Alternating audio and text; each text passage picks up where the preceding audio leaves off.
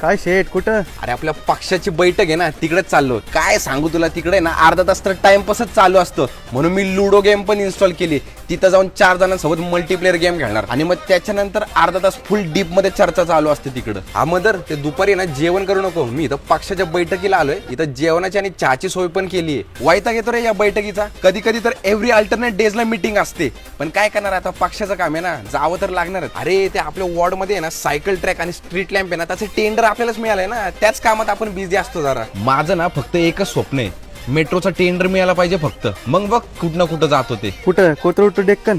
तू joke बिक नको मारू रे बाबा. काय शेट कुठं चालले?